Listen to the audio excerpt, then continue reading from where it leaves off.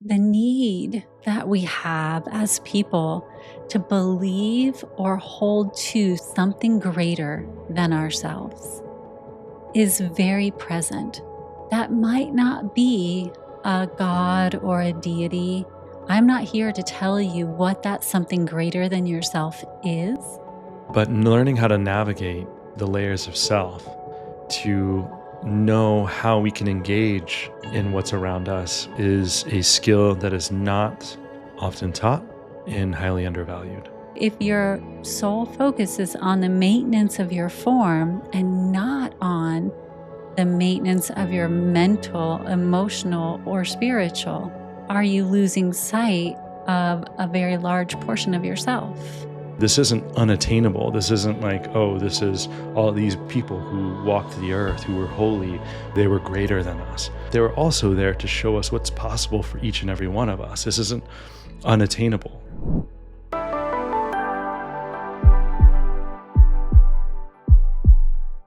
Hi, I'm Amber Mikesell, founder of Suivera, host of the Heart Leader podcast, and author of this amazing book, Silence Your Inner Critic. And I'm excited to share that this awesome little guide is now available for pre-order. You can head on over to silenceyourinnercritic.com and pre-order your copy now. Or you can pop on over to wherever you enjoy ordering books, like Barnes and Noble, and just type in the title, Silence Your Inner Critic, and find your copy there.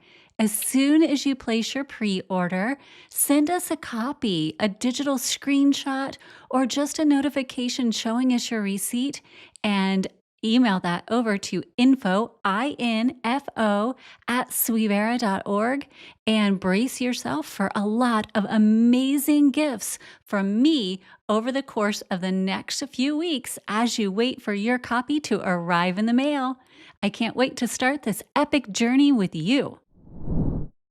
In our last podcast, we were talking about sacred space and what is sacred space and why is even understanding sacred space important? And to me, that brought up an even wider question, which is the tie between spirituality and our overall mental, physical, emotional well-being. Because we don't really take time sometimes to weave that thread when we talk about weaving, right? Weaving the thread between spirituality and all the other layers that make us human, right? So taking some time to not only recognize sacred space and its role, but also spirituality, whether that's religion or just spiritual beliefs and practices, and what impact that has on us as people. Yeah, so many people view it as we're humans on a spiritual journey, and I love that saying that no, we're a spirit on a human journey. But through my spiritual experience and understanding, it's actually both. And when we have that awareness that it's both, then it allows us to recognize, as you beautifully said, all the elements of who we are and the layers and the depth of which we can actually meet ourselves at is, to me, very exciting. And I fully embrace that we need to nurture every layer of ourselves. Our physical bodies are so important. So, working out, eating right, nourishing ourselves, that's very important. And if that's all that we focus on, then we're still doing a lot, right? It takes a lot to maintain a body. It does. But then we move on to the mental aspect of being human, which comes with its own caveats, right? There's a lot to mental health. And just we do physical detoxes, mental detoxes are very important too. And flushing out all of the mental junk that we've been fed, all the shoulds and shouldn'ts, and all the things in life that we've picked up along the way that are really mental baggage that maybe we need to just flush out, just like you do a physical juice cleanse or something. You need to do a mental kind of juice cleanse, if you will, right? So there is that aspect too. But as you're moving through these emotional purges and all of these things that go with good health, the the need that we have as people to believe or hold to something greater than ourselves is very present. Now, that might not be a god or a deity. I'm not here to tell you what that something greater than yourself is. I'm just saying maybe there is something inherent within our own mental health, physical health, spiritual health framework that has us navigating toward this desire to have something greater than ourselves that propels us forward. And how does that play a part in our health and well being? Because if there isn't something greater than ourselves, then what is there? That's a great point. And I mean, it could be, yeah, it could be God. It could be a faith. It could be simply human flourishing, whatever it is. We're still part of something there's no denying that the universe itself is far greater than one individual person is. So there is something greater than ourselves, regardless of what we believe in, right? Yes. And even the human collective as a whole is still greater than just the one individual, right? And so we are a part of something greater than ourselves, however we want to define it. But learning how to navigate the layers of self to know how we can engage in what's around us, I feel like is a skill that is not often taught and highly undervalued. I agree with that. And if you are on that journey of personal development, I've heard it called self help or any label we desire to place on it. But if we're on a journey to consistently learn about ourselves, whatever that capacity is, then that just gives you this whole different ladder of where you can begin to understand yourself, whether that is the physical, the mental, emotional, the spiritual, or even grander than that. But it all interweaves together, right? Because if you only focus on your physical form, what's powering your physical form? If your spirit was not in your physical form, if your soul wasn't here to have this human experience, would your physical form still have movement? Would it still be on this journey? Right? And how often do you ask yourself that question? Mm. Right?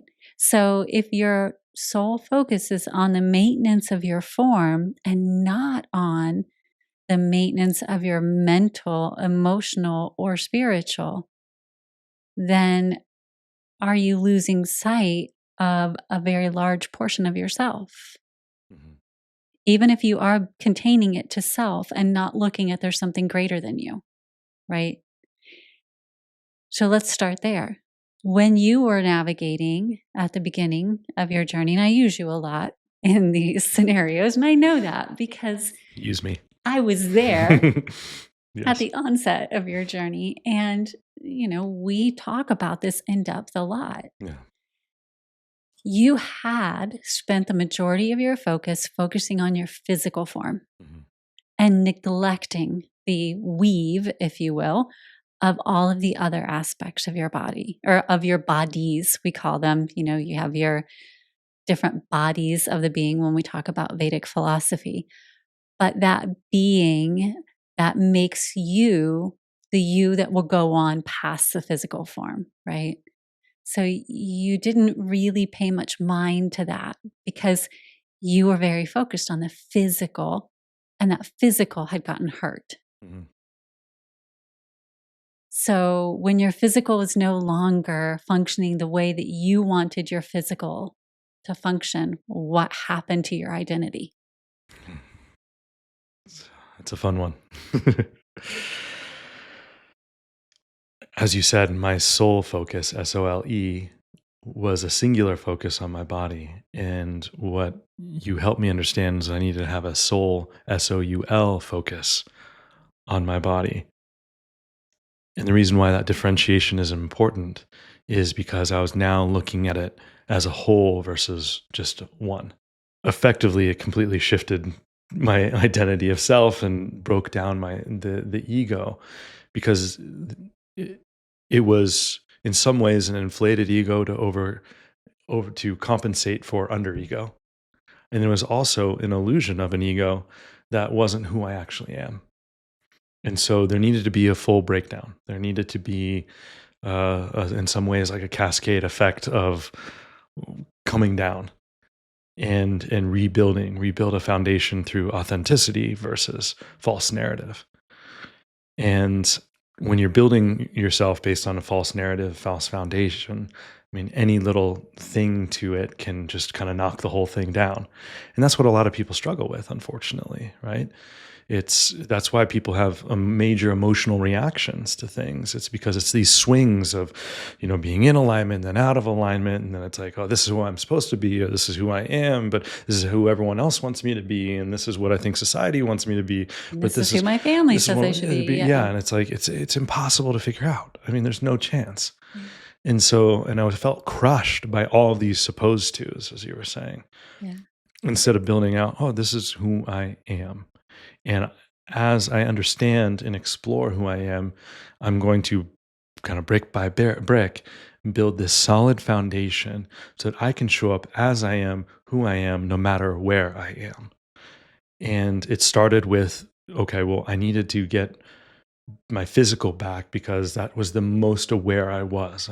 Most beings are in their body. Hmm. It's hard not to. It's a very corporal form. Is that the right word? Yeah. Yeah. Corporal, is that right? Is that There a you term? go. Yeah, Yeah. form, yeah, corporal. Uh, Major. yes, and so it's, yeah. I mean, we like our senses. I mean, it's like everything is very dense and intense here, right? And so it's easy to get stuck in only the body. Yes. And so what and when we have that awareness just in the body, it doesn't mean we're not experiencing our mental selves, our emotional selves, and our soul selves. But the problem is that when almost 100% of the awareness is all around the body, then those things are just kind of flailing, and Yeah. then we It's like, don't realize. hello, Yes, hello, hello. hello. We don't realize the impact that they're having, right? And they are messing with our body because it's attempting to find um, equilibrium, but we're not allowing that to occur because we're not even how can you have equilibrium when you're not even acknowledging 75% of who you are? And maybe it's not so much that they're messing, they're just attempting to get you to hear them, Right. right? That's It's like, exactly. seriously, I've attempted every way and you are not listening to me. It's so true. I'm going to do this now. And eventually you're going to get the memo. Exactly. And finally, I had to even go to my body to, I had to have a major injury just to tell me to stop, to listen. If now all aspects of me are quote unquote, we'll say it like broken, even though it is not. It was just a way for me to recognize that there's something that needs attention. And in fact, it's all levels of myself that need attention because there's a complete misalignment across the board. And so one of the beautiful, beautiful things you shared with me is that when we experience something in our physical form, it's most oftentimes not just a physical thing. Maybe you had a paper cut. Okay, that's going to happen. You got a little excited opening a piece of mail or something like that. Okay, yeah, that's a body thing, right? But most of these bigger injuries, whether it's illness or like a major injury that we have, something that is, whether it's debilitating or chronic or just something that's very impactful on just your entire life, There's a deeper aspect to it, and it could stem from not paying enough attention to the mental aspects of where you're at. Like, what are you thinking? How are you talking to yourself? What framework are you supporting yourself in?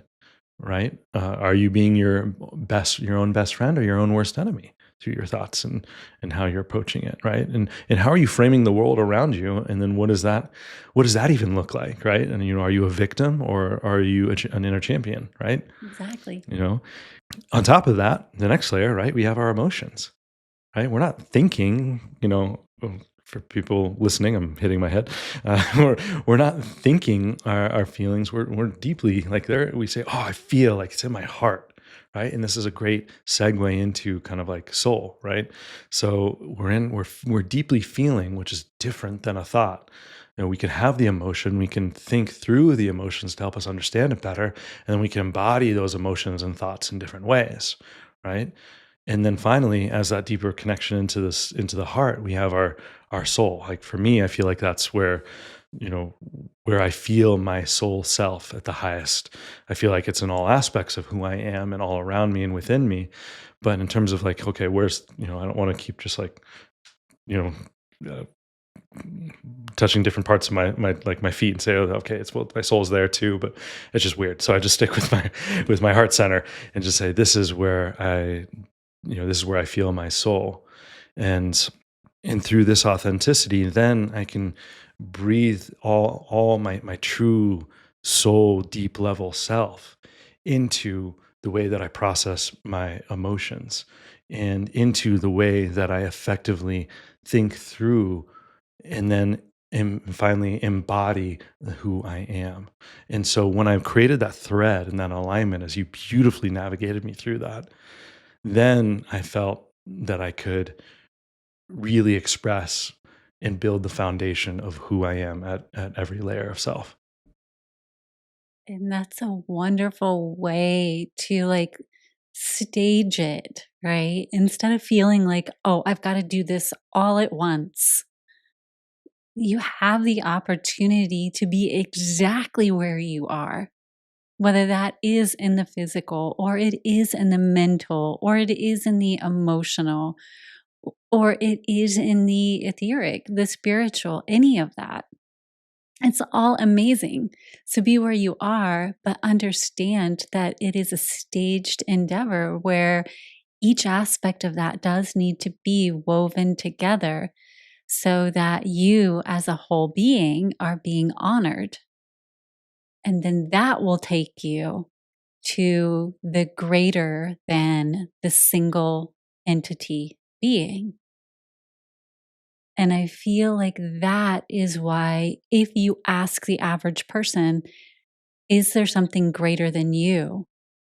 The majority, and there are tons of polls out there that show this, the majority will say yes, that there is something greater than self. But we don't necessarily honor self enough to understand the relation of self to that. And that's where this tie to spirituality and our overall interweaved being comes into play. It's like, what is that interaction? And how can we find the thread between our own inner being to then weave to what that even is, right? Absolutely. I mean, we go back and we see people who represented what that looks like. They call them holy people. Well, they were WHOL, like like holy themselves. Yeah, LY. I missed, I didn't say the whole holy themselves. And I do know how to spell sometimes, but but yeah, they were holy themselves. They were honoring the wholeness within themselves and the wholeness of the universe and everyone around them.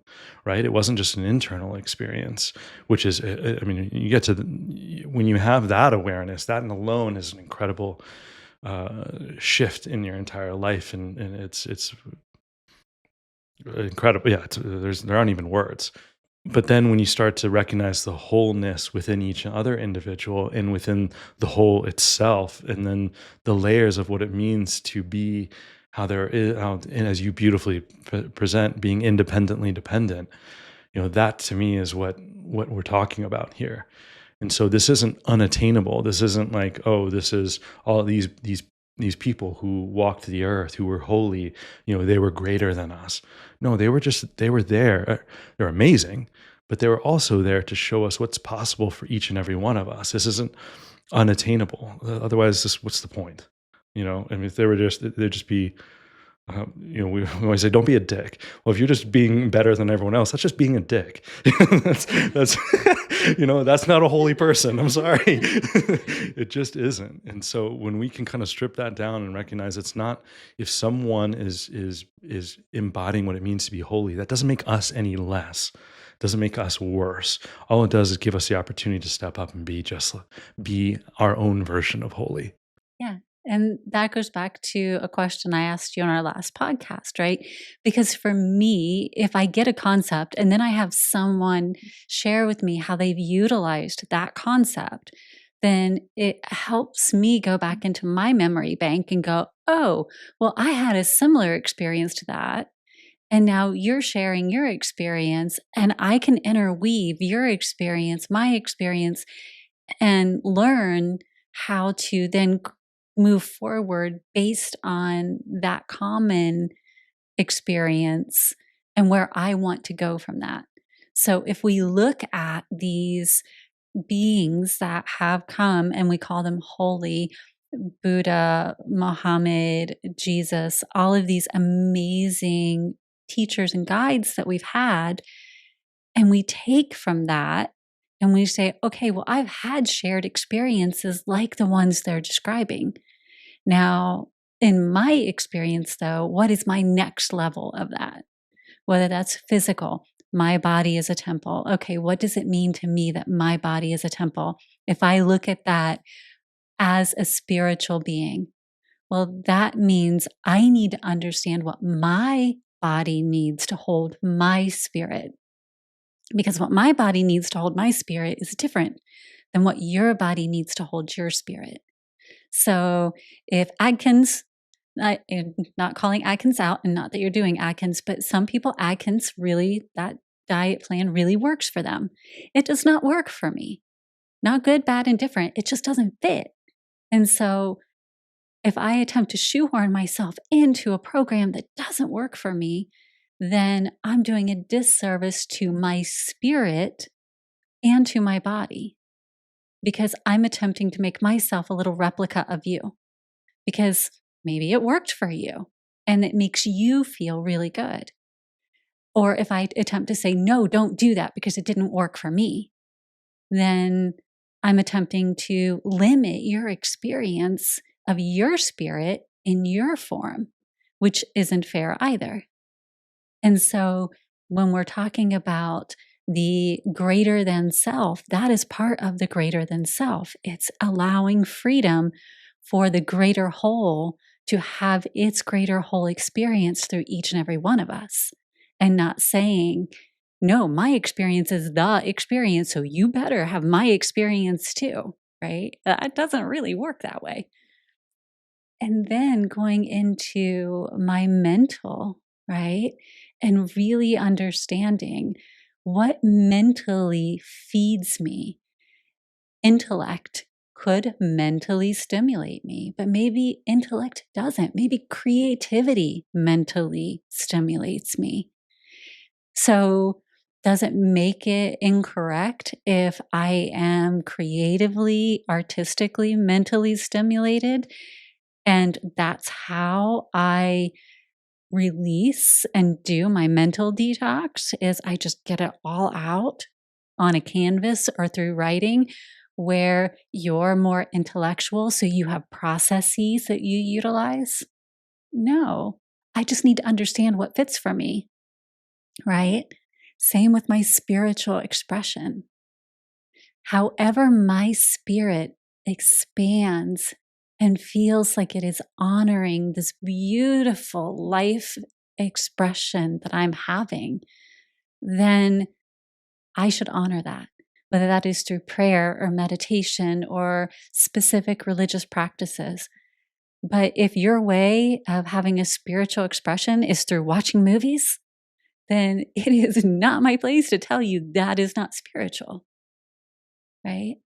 And to me, that is this common tie where we can each go through and say, this is what it means for me. And this is how I feel the most an expression of my authentic flow of self in this experience, while also seeing the greater than self. And then once I have the inner of this world, like I can honor that in you, you can honor that in me. Now let's look beyond here. How do I honor that in the universe itself without thinking that I need to control and direct anything else that's going on? Right. Boom, baby. Wisdom drops. That was amazing. There's so much yes to that. Thank you for sharing your process and that understanding. And it can feel really daunting, right? And I think you've done a really good job of expressing that it's hard enough to, I don't know, I don't want to say like dealing with other people, but it in some ways, I just don't know a better word from right now. So I apologize for that. But dealing with people around you is difficult, let alone dealing with yourself. There's a lot going on within ourselves, and there's so much more. There's so much going on with people around us that we'll never know, and so that's hard to navigate. Can I let you in on something though? Yeah, yeah, Dealing with other people becomes a lot easier once you've dealt with yourself. yes, absolutely, and that's exactly the direction I was going with that. So Oh, absolutely, sorry to yes. steal No, your it's thunder. not. Hey, it's shared thunder, baby. That's you're spot on. I mean, that's really when you can start to create that internal harmony, which is what you're talking about, and that's it's hard to be. How can someone be holy or whole themselves when there's complete disharmony within? Those are contradictory, right? And so when you start to create that internal harmony by aligning these layers, then you'll know that okay, when dealing, like you said, dealing with other people, it's not a bad thing. It helps you understand how to navigate whether it's individuals or groups or those around you. It's like everyone's different, and that's good. Like we don't want everyone to be the same. This would be super boring. And so maybe so and so you might need to approach them very differently than the other so and so. But when you can show up the same, then you're limiting the variables in that sense from a logical standpoint, right? So when you're a variable and they're a variable, it's hard to navigate. So when you can have a constant and then you can approach the other variables from that space of constant, then it's pretty amazing. And then what's also amazing is that people will feel magnetized to that constant because there's not a lot in this world that is constant. There's a deep desire to feel the safety of constant. And so when you can have that from within, I know for me, like I just wanted to be around people. I wanted people to like me. And so I was attempting when I was young, I wanted to control situations and get people, all together and then just present myself in a specific way so that they would like me. And it wasn't like nefarious or anything. It was just desired to be liked. Who doesn't like to be liked, you know? But I didn't realize that the moment I shifted that and became more constant and more had greater harmony within, the magnetization that would allow, because people then would then recognize that they actually have that within themselves too. And the more that they built that up, the more I felt magnetized to them. Right. And it became this awesome, like there are people who, as I've seen their personal growth and them become more centered in themselves, I'm getting to know them at a deeper level and feel even more connected. I mean, and you and I feel like are a perfect example of that just within our relationship. Over the last 10 years, you've grown as a person, I've grown as a person. We've both built our foundation stronger and stronger and stronger individually. And that's just brought us even more magnetized towards each other at a level that I didn't even know was possible. This is where I get to say, boom, baby. Absolutely. Because, yes, 100%. And what is the saying? Confidence is sexy, right? But in order to get to that true confidence, not the air of confidence, but true confidence within, that comes from that alignment across all layers of self, right? Because you do show up the same all the time. To go back to Captain America, you plant yourself like a tree, right? And that quote means so much to me from both the comic and the movie. And although it's said by different people at different stages, when you plant yourself like a tree and you know what you stand for, then it's very easy to be confident in who you are. It doesn't mean that you're telling everybody else what they stand for. That just means you know what you stand for. And you know what? As you learn and you grow and you gather insights from others and you gather insights about yourself, then you'll be one of those walking trees that can go and plant yourself somewhere else, right? Um, but you still know who you are. It's just where you're planted might shift. Right? Beautiful, beautiful reference to Ents in Lord of the Rings. Thank you for that. This is You're one of the many welcome. reasons I love you. But there really are walking trees. Yes. They only move a teeny tiny Yeah. bit, but they actually do have trees that move. That's amazing. Look it up on Google. It's amazing. Yeah. It's a fun, fun planet we live on. Yeah, it is. And I feel like we're just starting, like, for the history that humanity has on this planet. We're just at the very tip of the iceberg in terms of what we're just about to get into and explore. There's so much happening in this world right now. I mean, look what's happened just in the last 4 years, right? Um, and it's been a lot of opportunity to go within and be internal and understand all levels of self, and it is becoming more accepted to view from that perspective versus kind of shunned away. And so that's a big help. It definitely is a big help, but it shows where the consciousness of it is. So each one of us that kind of opens the door for that is another opportunity to open someone else in that way too. And that's such a beautiful thing. And so again, that goes back to there is something greater than us. And that doesn't make us small. That doesn't limit our potential. That doesn't make us have less self-worth or devalue us in any way. We can still be the grandest version, the greatest vision of who we are while still being part of a grander whole. That's exciting. That's incredible. That's we're stronger together. That's unity in action. And that to me is just, that's love. It just means we're contributing to something freaking fantastic. Yes. Right? That's very well said. Yes. I love it. Who doesn't want to do that? I agree. And if you are seeking to do this wonderful deep dive and alignment, and you're looking for tools and resources, we would love to encourage you to check out Silence Your Inner Critic. It is a book that will be hitting shelves March 4th. And we happen to have the pre-advanced author's copy. I got to see it from our amazing publisher, Morgan James. Thank you. Huge shout out to you. This is what it will look like when it hits shelves March 4th. And while you're here, take a few moments and continue to peek around and see what else we have to offer right here on the Heart Leader Podcast.